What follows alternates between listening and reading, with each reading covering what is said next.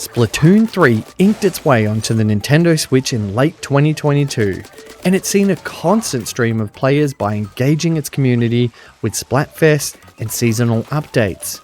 Now, while its first DLC was something of a dud with a mere cosmetic option to revisit Splatoon's original hub, the second wave, Side Order, offers a more substantial experience by introducing a single-player, roguelike adventure that promises a challenge to even the most experienced Splatoon veterans. What's it like? Equip your favourite weapon, fill your ink tank, and don't forget to stay fresh as we review Splatoon 3 Side Order. Now before we get inking, can you like and subscribe? It's the best way to help people find my videos on YouTube, and I can't thank you enough for doing so.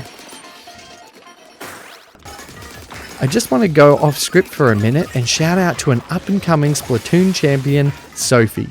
Sophie's mum has let me know that Sophie is making some waves with her dedication to ink battles, and her passion for the game lights up every match. Keep splatting, keep inking, and keep being the awesome Splatoon fan that you are. Stay fresh, stay stylish, and I have a few Splatoon amiibos coming your way. Good on you, Sophie.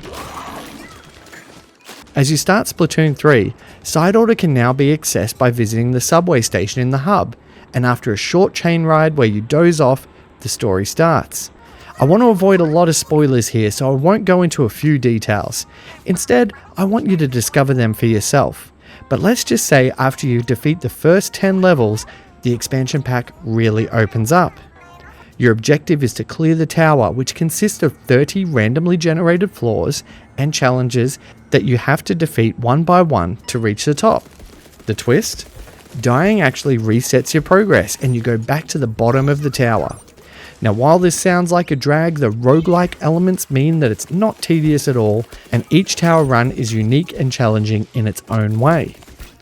Each floor will allow you to select one of 3 challenges that reward a color chip to add to your palette.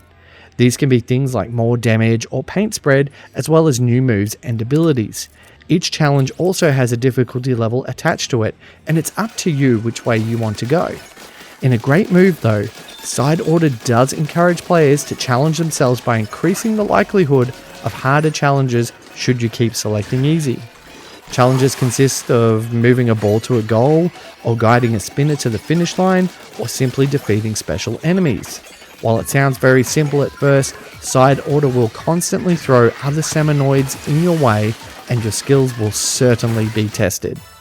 There's a boss battle every 10 levels, and there are also random vending machine floors that offer you some respite in between these levels. You can also find danger floors that offer a significant challenge but give you greater rewards. Pass up on them and you'll eventually find your selection flooded with them, making your ascension all the more difficult. Thankfully, you have an upgradable drone pearl that can help pick up some of the slack for you, but Side Order will still require a decent amount of skill to avoid you crashing out. Now, as mentioned before, crashing out means that you will lose your color chips, which will get converted to a new currency in the form of pearls that can be used to upgrade your abilities permanently, making your new run slightly easier. You can also use special keys obtained to unlock lockers, an almost gacha-style reward system that can reward you with new palettes that change your gear and abilities. Not all weapons are created equal, and I did find that my usual favourite weapon, the roller, lacked its usual usefulness in this particular DLC pack, which forced me to experiment with different loadouts, and I really enjoyed that. The world of Side Order is a far cry from the colourful world of Inkopolis and the Splatlands, with a washed out feel due to Team Order trying to run the show after losing the Splatfest, or Splatageddon, in Splatoon 2. The world still looks gorgeous, and the washed out colour scheme really helps accentuate the vibrant pearlescent colours of your ink while battling black inked foes. It performs really well with the usual steady frame rate we've come to expect from Splatoon. For my vision impaired inklings, I feel that if Splatoon works for you in its standard mode, Side Order should be okay, albeit a little bit harder to discern the world edges at some times. All in all, Side Order is a delicious meal for one, and it's a great fit for any Splatoon fan. It's challenging, replayable, and an overall exciting and fun adventure that further fleshes out some fan favourite characters. While there may only be 30 levels and 3 bosses, the roguelike nature of Side Order will keep you going back for more, with plenty of different playstyles and experiences to keep you engaged and earn some unique gear that you can take into the main game. If you're a fan of Splatoon 3 and are wanting more, Side Order will easily whet your appetite.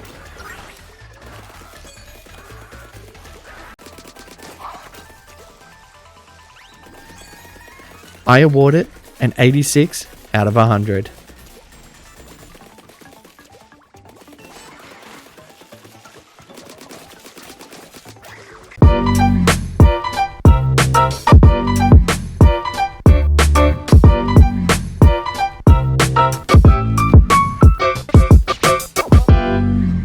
Thank you so much for watching my video. I hope you enjoyed it. Because of amazing people like you, What's It Like is now my full-time job.